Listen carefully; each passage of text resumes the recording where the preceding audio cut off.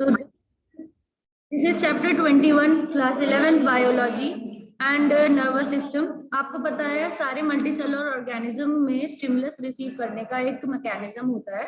ज्यादातर ये वर्टिब्रेट्स में हाईली स्पेशलाइज्ड होता है क्योंकि हमारे अंदर ऑर्गन्स बन चुके हैं, क्या, ब्रेन और स्पाइनल कॉर्ड। और जो एनिलिड्स होते हैं उनमें आपको पता है क्या थी, नर्व नोटोकॉर्ड थी और नर्व नेट्स आती थी उनकी। पूरी बॉडी में नर्व फाइबर्स जाएंगे, गैंग्लियन, ठीक है, गैंग्लियन जैसे। तो यहाँ पे दी हुई है, नर्व रिंग होगी, वेंट्रल नर्व कॉर्ड होगी, दो मेन चीज होंगी।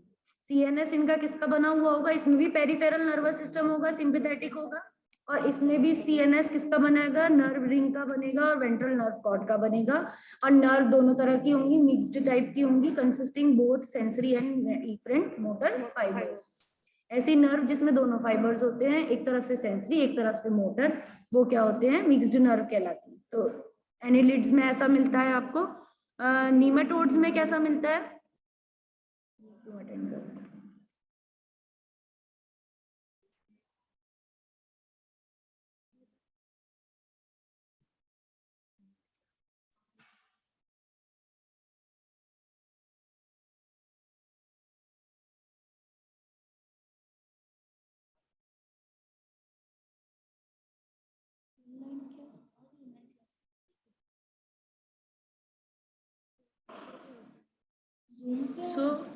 नीमेटोड्स में क्या है, नीमेटोड्स में तरह तरह के सिस्टम्स हैं। यहाँ पर ये वाला जो आप देख रहे हो ये किसका है, body, what is which body you can see, stages in development in brain, neural tube बनने की है, ये तो स्टेजेस हैं। जैसे कोई भी चैप्टर शुरू कर रहे हैं तो हम पुराने मतलब लोअर ऑर्गेनिज्म के नर्वस सिस्टम से समझ रहे हैं। तो यहाँ पर एनालिड्स का नर्वस सिस्टम है, प्लैटीहेल्मिन्थेस में क्या होता है, सीलेंट्रेट में क्या होता है वो बता रखा है। तो सीलेंट्रेट में सबसे सिंपल तरीके का नर्वस सिस्टम होता है क्या, नर्व नेट। सिलेंड्रिकल बॉडी पे उसके नर्व नेट होती है, इसे नर्व प्लेक्सस भी बोलते हैं। ये पूरे एपिडर्मिस में होती है, मतलब आउटर स्किन में फैली रहती है, इसीलिए वो अपनी बॉडी को छुटा सकता है बेस से, दूसरी तरफ टेंटिकल्स को पेस्ट करके समरसॉल्ट्स कर सकते, मूव कर सकते। प्लैटीहेल्मिन्थेस में यानी फ्लैटवर्म्स में ब्रेन बना रहेगा, ब्रेन रीजन में, मतलब हेड रीजन में अगर गैंग्लियंस हैं, गैंग्लियंस मतलब group of network of neurons, group और network of neurons which are having spherical body जैसा स्ट्रक्चर हो, तो उसी को गैंग्लिया कहते हैं। तो two lateral longitudinal nerve cords, दो नर्व कॉर्ड्स होती हैं प्लैटीहेल्मिन्थेस में, और न्यूमरस पेरिफेरल नर्व्स होती है, ट्रांसवर्स कमीशर्स होते हैं। तो बॉडी में इसके भी, प्लेटफॉर्म के में भी इस तरह का नर्वस सिस्टम पाया जाता है। सेंस ऑर्गन्स होते हैं रिसीव करने के लिए स्टिमुलस में, brain receive stimulus from sense organs, conveys to different part, ये नॉर्मली ब्रेन का काम है। स्पेशल रिसेप्टर्स होंगे टर्बुलेरियंस में, लैकिंग इन टेपवॉर्म में जो नहीं होते, दूसरे टर्बुलेरियंस में दूसरी कैटेगरी है प्लैटीहेल्मिन्थेस की टर्बुलेरियंस, उनमें क्या होते हैं, रिसेप्टर भी होते हैं, ठीक है। माउथ के पास यानी सेंसरी पैपिले की बात कर रहे हैं, सकर और हुक्स की बात कर रहे हैं, तो उनमें भी स्पेशल सेंस ऑर्गन्स हैं। और जैसे कि स्कोलेक्स किसमें मिलता है, ये भी पैरासाइटिक प्लैटीहेल्मिन्थेस में मिलता है, स्कोलेक्स सकर तरह का ही होता है माउथ के पास मिलने वाला, जिससे ये सेंसरी ऑर्गन्स है। न्यूमेटोड, एस्करीज, न्यूमेटोड की अगर बात करें, राउंडवॉर्म की बात करें, एस्करीज जिसका एग्जांपल है, these are systems made of central nervous system, peripheral nervous system, rectal nervous system. Anus के पास भी पैपिले होते हैं, वही बोला है एनल नर्वस सिस्टम, वहां से भी सेंसेशंस कर सकते हैं। Rectal nervous systems are more developed in male में ज्यादा होंगे, फीमेल में कम होंगे ये डेवलप। एनालिड्स का हमने बता ही दिया कि वेंट्रल नर्व कॉर्ड जा रही है और नर्व रिंग है, और उसके अंदर पेरिफेरल भी है, सिंपैथेटिक और मिक्स्ड नर्व्स हैं। कैसी नर्व्स हैं, मिक्स्ड। आर्थ्रोपोड्स में क्या है, पेयर्ड कह सकते हैं, हर सेगमेंटल नर्वस सिस्टम है, क्योंकि उसकी बॉडी सेगमेंटेड है, थोरैक्स एब्डोमेन में हर एक के पर्टिकुलर नंबर ऑफ गैंग्लियंस हैं। तो nervous system made in the annelid is somewhat more in large and इससे भी थोड़ा डेवलप्ड होगा आर्थ्रोपोड्स में, and more fusion of ganglia देखे जाएंगे central nervous system, brain connected with ventral ganglionid nerve cord and through a pair of circumesophageal commissures. मतलब जहां पे भी esophageal वर्ड आ रहा है that means related to food pipe, that means उसका first part है digestive system. मतलब वहां पर भी एक नर्व कॉर्ड का एक पेयर ऑफ कमीशर्स, कमीशर मतलब जंक्शन मिलेगी, तो कमीशर्स मतलब ज्वाइनिंग थिंग. तो ईसोफेगल एक there will be nerve cord which is joining at the oesophagus, and then peripheral nervous system including nerves and the sympathetic nervous system भी होता है. तो 3 हो गए. सेंट्रल नर्वस सिस्टम, ब्रेन आ गया आर्थ्रोपोड में. ब्रेन में एक गैंग्लियन है यानी कि सुप्रा ईसोफेगल, और एक गैंग्लियन का है ईसोफेगस के पास ही बिल्कुल. दूसरा जो नर्व कॉर्ड जा रही है that is also ventral ganglionated nerve cord. Ventral portion मतलब आगे के पोर्शन में, चेस्ट में रन होती है उनकी नर्व कॉर्ड. ज्यादातर इन्वर्टिब्रेट्स की वेंट्रल ही होती है नर्व कॉर्ड, ठीक है, डोर्सल नहीं होती है. डोर्सल किन में आने लगती है? हायर ऑर्गेनिजम्स में डोर्सल आने लगती है. मोलस्क, गैस्ट्रोपोड्स, पाइला जैसे है यानी एप्पल स्नेल, इसमें गैंग्लिया का पेयर है, commissures and connective uniting name nerve running from these central organs to all part of the body. ठीक है. In various types of ganglion, cerebral, buccal, pleuropedal, supraintestinal, visceral, ये सब positions हैं. किन किन पोजीशंस पे गैंग्लिया हैं उसके बेसिस पे ही नाम दे दिए गैंग्लिया के. तो pelecypoda poda nervous system is greatly reduced due to slug, एक मतलब जो आपका स्नेल है बहुत ज्यादा स्लो जो चलते हैं. But in cephalopod, slow high grade of organization attained only by some insects and arachnids and some invertebrates. High grade का मिलेगा इनमें, किनमें? इंसेक्ट्स में, आर्किनिड्स में और इन्वर्टिब्रेट्स में हाई ग्रेड का नर्वस सिस्टम. तो यानी कि जितना मूविंग होगा ऑर्गेनिज्म उसका नर्वस सिस्टम उतना ज्यादा हाई हो जाए. ह्यूमन में सबसे ज्यादा हाई होगा क्योंकि हम सबसे ज्यादा कॉम्प्लेक्स स्ट्रक्चर्स हैं हमारे. ये जो डायग्राम बना रखा है ये हमारी नर्व कॉर्ड कैसे बनती है वो बता रखा है. हमारी जो कह सकते हैं स्पाइनल कॉर्ड कैसे और किस लेयर से बनती है. तो डेवलपमेंट दिखा रखी है यहाँ पे थोड़ी सी. सेंट्रल नर्वस सिस्टम वर्टिब्रेट्स में ब्रेन और स्पाइनल कॉर्ड का ये हमें पता चल गया. ये कहाँ से डिराइव्ड है? ये longitudinal mid dorsal ectodermal thickening of embryo से डिराइव्ड है. इसे मेडुलरी और न्यूरल प्लेट भी कहते हैं. यानी कि mid dorsal region, dorsal back पे मिडल रीजन में एक्टोडर्मल, एक्टोडर्म से डिराइव्ड मतलब आउटर मोस्ट लेयर से derived thickening of embryo. Embryo में वो रीजन पर्टिकुलरली थिक हो जाता है, ज्यादा विड्थ वाले सेल्स हो जाएंगे और कॉम्पैक्टली अरेंज्ड होंगे और वो एक ग्रूव न्यूरल प्लेट बनाएंगे. और दिस न्यूरल प्लेट और neural groove is converted bye fusion into a closed mid dorsal longitudinal neural tube lying above the notochord. Histologically, the embryonic neural tube exhibit 3 zones of cell. मतलब हमारी जो notochord है tube के form में है, वो भी डोर्सल है. एंड दैट इज, आपने देखा होगा जब हमने एक वीडियो देखा था वर्टिब्रल कॉलम के डिसेक्शन का, उसके अंदर हमें वो दिखा रखी थी स्पाइनल कॉर्ड, वो अलग से भी निकाल के भी दिखाई थी. बिल्कुल ऐसे लचीली सी एक टिश्यू के फॉर्म में थी, एच शेप का उसका मैटर भी दिखाया था अंदर का. ठीक है, कैसे उसके अंदर वो न्यूरॉन्स भरे हुए होते हैं. तो यहाँ पर वो जस्ट हमें एक आइडिया लेने के लिए बता रहा है कि किस तरह से बनती है. इसमें सबसे मेन क्या है, ये बस ये याद रखना कि एक्टोडर्मल है हमारा नर्वस सिस्टम. कैसा है? एक्टोडर्मल है, एम्ब्रियो के एक्टोडर्म से बनता है. सिर्फ इतना हमें यहाँ जानने की जरूरत है. और हमारी जो स्पाइनल कॉर्ड है वो बैक में डोर्सल है, ये भी जानने की जरूरत है. कैसे बनती है that is very high grade thing. वो डेवलपमेंट ऑफ एम्ब्रियो में आती है. बीएससी वगैरह में जो आगे वो पढ़ते हैं मेडिकल, उनमें जरूरी होती है. डेवलपमेंट ऑफ ब्रेन है, ब्रेन के पैटर्न्स बता रखे हैं. Pattern of generalised vertebrate brain, lateral view, dorsal view and HLS showing ventricles. मतलब लेटरल व्यू ब्रेन का पैटर्न अगर देखें, ऑल्फैक्टरी लोब, सेरिब्रल हेमिस्फीयर्स, मतलब ये इस तरह से वर्टिकली दिखा रखा है. वर्टिकली कैसे अरेंज रहेगा? सबसे ऊपर जो है फोरब्रेन, फोरब्रेन कुछ इस टाइप से दिखाया है. ऑल्फैक्टरी लोब्स एक ट्यूब जैसा स्ट्रक्चर, मतलब नोज से जो olfactory is what is related to smell. तो स्मेल का पोर्शन ऑल्फैक्टरी बल्ब्स होते हैं कुछ, तो नोज से डायरेक्टली आईज के बीच में जो पोर्शन जा रहा है वहां से, और फिर ऐसे लोब जैसा दो बढ़ जाएगा, एक और दो हेमिस्फेयर्स में, तो सेरिब्रल हेमिस्फेयर्स। फिर पीनियल बॉडी आ जाएगी, इसमें मिड ब्रेन के पास पीनियल बॉडी आ जाएगी। इनफंडिब्यूलम, इनफंडिब्यूलम पता है आपको, हाइपोथैलेमस और पिट्यूटरी रखता है इनफंडिब्यूलम। एंड देन ऑप्टिक लोब्स आ जाएंगे आईज के, आईज के भी जो नर्व जाएंगी वो भी आ जाएंगी ऑप्टिक लोब्स। फिर पीछे की तरफ आके medulla, oblongata and spinal cord, ठीक है। देन उसके बाद लेटरल व्यू के दिखाने के बाद डॉर्सल व्यू दिखाया है। अगर कोई बैक से देखे तो किस तरह का दिखेगा, तो इस तरह से दो दिखेंगे। अगर लेटरल व्यू ना साइड से देखेगा तो कैसे दिखेगा, एक साइड से देखेगा।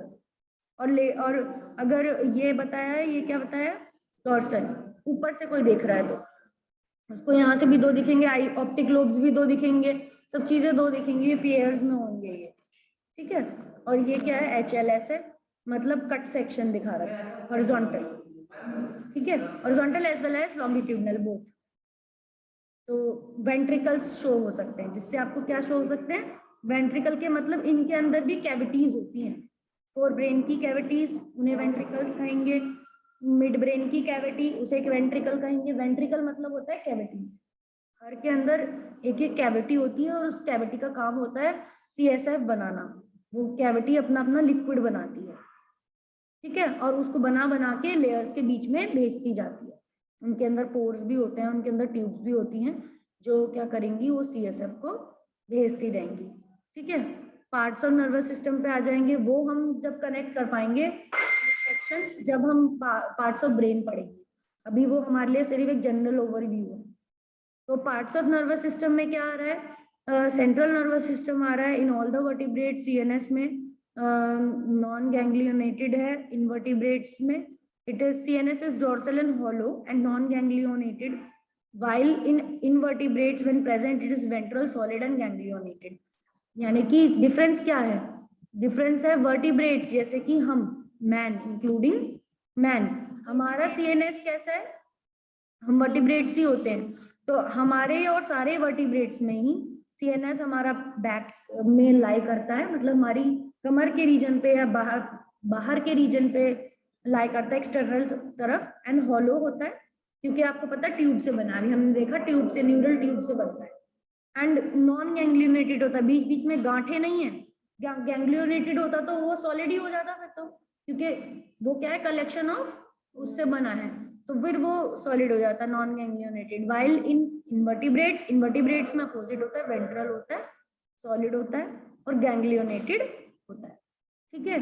तो इस तरह से बोलेंगे। एंड CNS दो पार्ट्स में है मेनली, ब्रेन और अपर बॉर्डर पार्ट बोलते हैं, जो सबसे ऊपर का, टॉप का, और सबसे ज्यादा पार्ट होता है नर्वस सिस्टम का, उसे क्या बोलते हैं, ब्रेन। सबसे इंपॉर्टेंट है क्योंकि ये मेन कंट्रोलर है, इसमें कोई चोट नहीं लगनी चाहिए, इसमें कोई शॉक नहीं लगना चाहिए, नहीं तो क्या हो जाता है, किसी को भी सही से गाइड नहीं कर सकते, खुद को ही गाइड नहीं कर सकेगा तो दूसरे को क्या गाइड करेगा, ठीक है।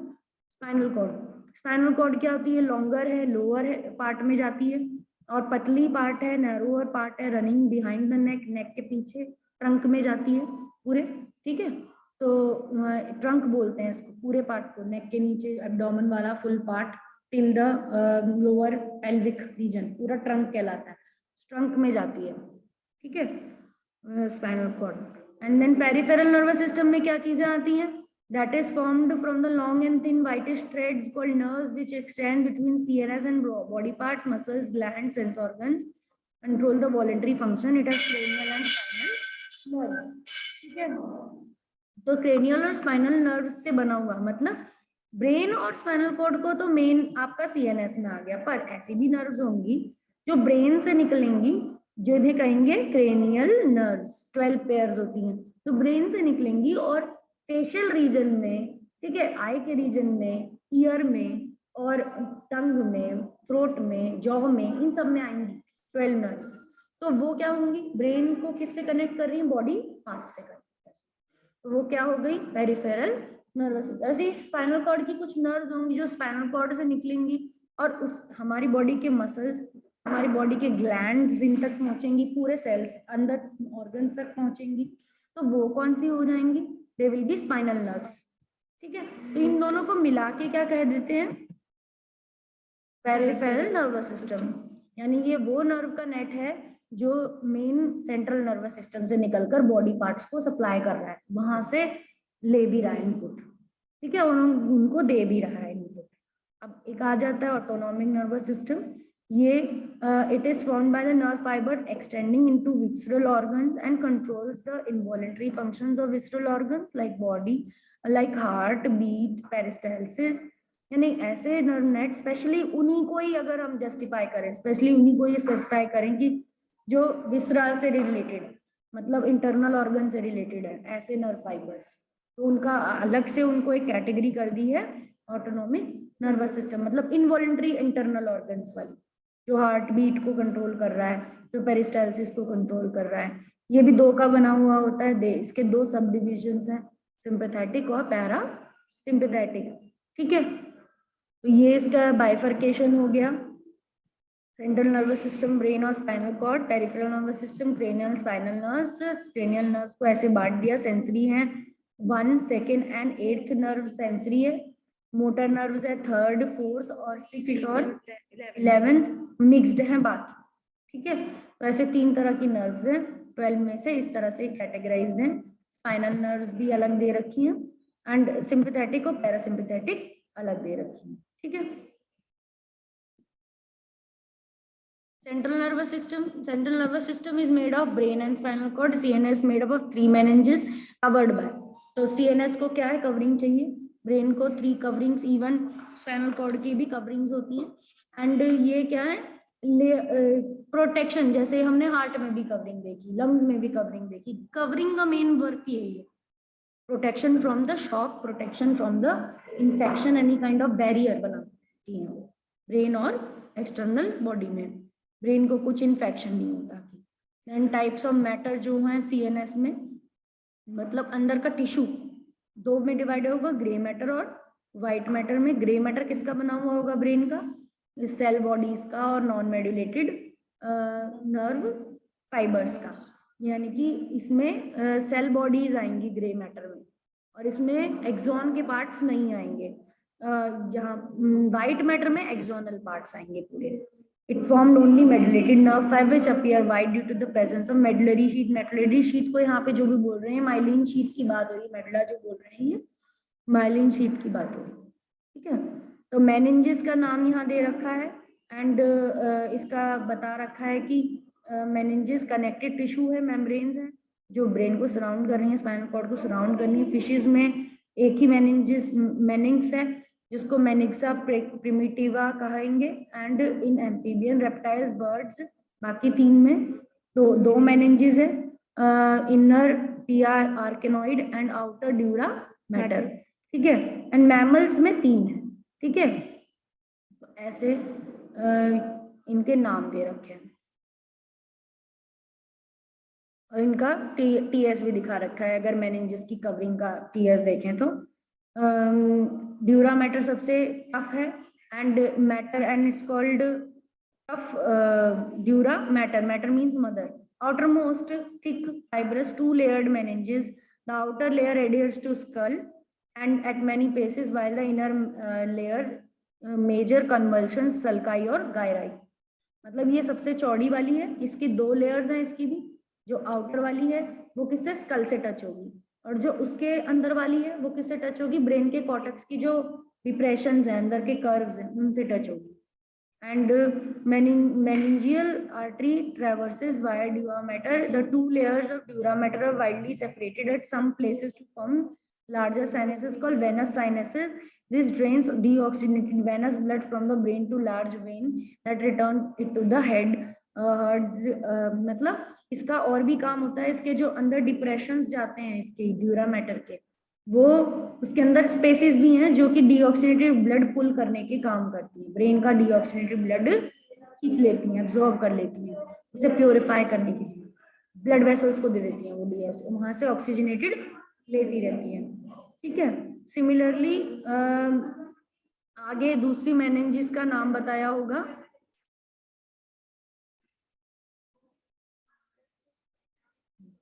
आर्किनोइड, It is closely related to dura mater in its inside and with the pia mater on inner side. तो कहाँ है आर्केनॉइड, इसमें कहाँ है आर्केनॉइड इज द डॉटेड वन, जो डॉट दिखा रखा है वो आर्केनॉइड है। एंड देन सबसे अंदर वाली क्या है, पिया मैटर, ठीक है, दैट इज सबसे inner most meninges and soft tender है। पाए मतलब क्या होता है, soft, arachnoid is spider like, ठीक है। And subarachnoid space is filled with cerebrospinal fluid. ये जो स्पेस है आर्केनॉइड और पाया मैटर के बीच में जो स्पेस है वो किसमें क्या भरा रहता है, सेरिब्रोस्पाइनल फ्लूइड, CSF भरा रहता है, ठीक है। पाया मैटर में क्या दिया है, इनर मोस्ट है, और convulsions of the outer surface of the brain and the spinal cord, it is highly vascular and penetrate deep in certain, bringing its vasculature and placing it in contact with ventricles of the brain and neurofluid।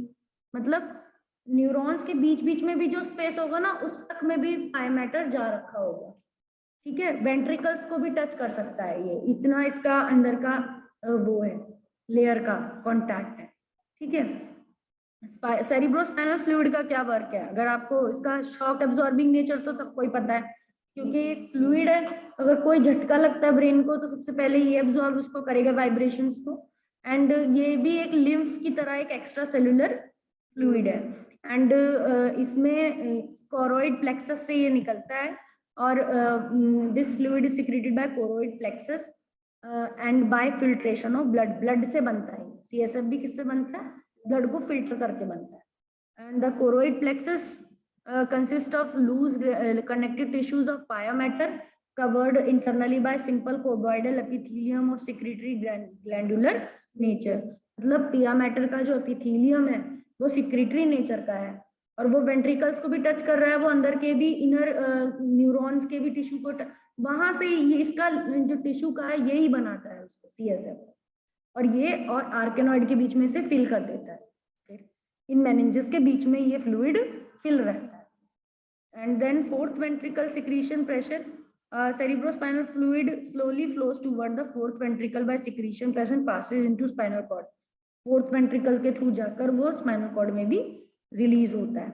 And from subarachnoid spaces cerebrospinal fluid is transferred to the blood of the venous sinuses, nervous tissue is without lymphatic vessels। ये अपने आप ही फिर blood में भी mix हो जाता है, blood से ही बनता है, ब्लड में मिक्स हो जाता है।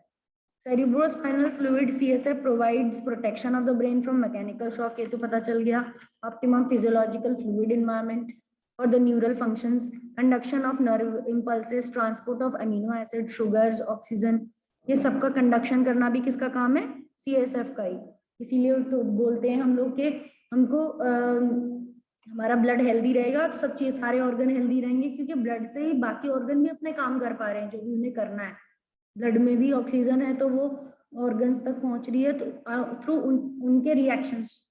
तो यहाँ पर ब्लड से बना वो ब्लड को कन्वर्ट किया गया CSF में ब्रेन के लिए, ताकि वो अपने अपने फंक्शंस कर सके CSF के थ्रू। रिलीफ मैकेनिज्म भी होता है, increase intracranial pressure that occurs with each arterial pressure of the blood to brain.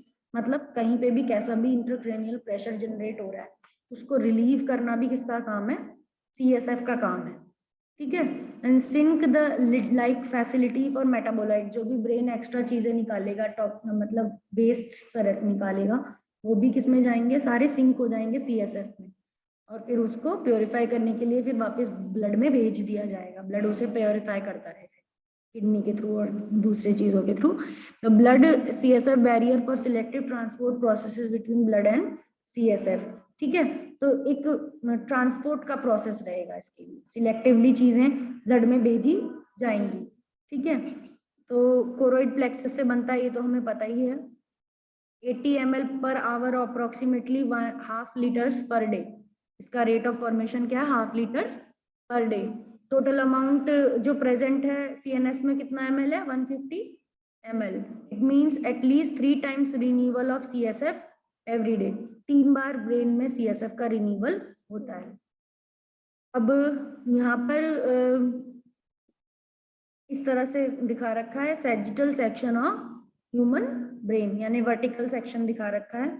आप क्या देख रहे हो इसमें, दो कर्व्स हैं और सबसे टॉप पार्ट है, आपको पता है दैट इज कॉर्टेक्स। किसी भी ऑर्गन का आउटर मोस्ट पार्ट जो कर्व्ड रीजन है, आउटर मोस्ट रीजन है, वो क्या होगा? कॉर्टेक्स। सेरिब्रल कॉर्टेक्स इसमें किसमें बटा हुआ है? फ्रंटल लोब्स में बटा होगा, फ्रंटल, पैराइटल, ठीक है, and occipital lobe and temporal lobe. इन सब में 4-5 लोब्स हैं, ये जो नाम दे रखे हैं, टेम्पोरल लोब, फ्रंटल लोब, ठीक है, and parietal lobe, occipital lobe, ठीक है, ये सब है। ये सब क्या है? ये सारे चारों लोब्स किसके हैं? These all are of forebrain. ये सब किसके हैं? फोर ब्रेन के लोब्स कहलाते हैं। एंड इसमें ही जो फ्रंटल लोब के आगे और टेम्पोरल लोब के सामने हाइपोथैलेमस, पिट्यूटरी रहता है, ठीक है। ये जो छोटा सा मटर जैसा जो वो होता है ग्लैंड, वो क्या होता है? पिट्यूटरी ग्लैंड, जिसे मास्टर ग्लैंड भी कहते हैं। ये हाइपोथैलेमस से हैंग होता है, हाइपोथैलेमस की ट्यूब से ये हैंग रहता है। एंड अगर हम यहाँ देखें, ये रीजन्स कुछ हैं, तो what are these reasons? These are having the pineal gland. इसके अंदर क्या है? मिड ब्रेन के पार्ट्स हैं जिसके अंदर पीनियल ग्लैंड है।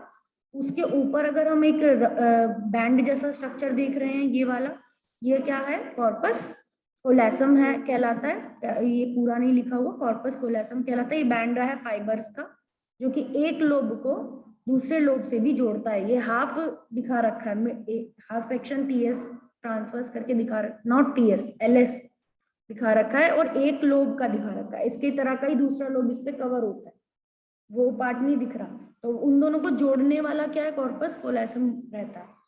गाइरस और सल्काई। सल्काई मतलब उभरी हुई रीजन, ठीक है, बाहर की तरफ उभरे हुए यानी प्रोट्रूडिंग रीजन सल्काई। गायराई क्या है? अंदर के जो ये इरेगुलर डिप्रेशंस हैं, क्या है? गायराई, सल्काई और गायराई, ठीक है। एंड देन आ गया इसमें सेरिबेलम। फिर नेक्स्ट पार्ट आ जाएगा, हिंड ब्रेन का पार्ट है सेरिबेलम। जितने भी हमने सेरिब्रल बताए वो तो क्या थे? फोर ब्रेन के पार्ट। पर मिड ब्रेन में ये पोर्शंस हो गए, मिडल रीजन्स आ गया। अब लास्ट में क्या आ जाएगा? हिंड ब्रेन में ये पोर्शंस आ जाएंगे। मतलब ये 3 आते हैं, पॉन्स रीजन आता है, मेडुला रीजन आता है, और सेरिबेलम रीजन आता है। ये 3 रीजन आ जाते हैं। तो हिंड ब्रेन में this is done. And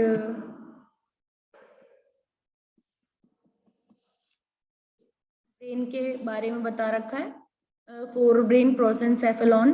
fore brain को दूसरा और नाम क्या बोलते हैं? प्रोसेनसेफेलॉन। और फोर ब्रेन में जो लोब्स हैं, जो पार्ट्स हैं, उनको बता रखा है। Olfactory lobe rhinencephalon, and cerebrum telencephalon, diencephalon is the these all are the part of what? forebrain only, ठीक है। एक आपका डायनसेफेलॉन थैलेमस के पार्ट्स हैं, एक फ्लोर है, एक रूफ है। थैलेमस भी तो किसका पार्ट है? सेरिब्रम का ही पार्ट है। सेरिब्रम में आपका बाहर से तो इस तरह से दिखेगा, बट अंदर से इसमें भी क्या है? इसमें भी लेयर्स है कुछ। इसकी मतलब इसका बेस जो होता है वो थैलेमस कहलाता है। इसके अंदर की भी डिविजन्स, इसके अंदर के भी डिविजन्स, यानी फोरब्रेन में ऑल्फैक्टरी पोर्शन होगा, सेरिब्रम पोर्शन होगा, डायनसेफेलॉन होगा। मिड ब्रेन को मीजेंसेफेलॉन बोलेंगे, हिंड ब्रेन को रैम्बेनसेफेलॉन, ठीक है।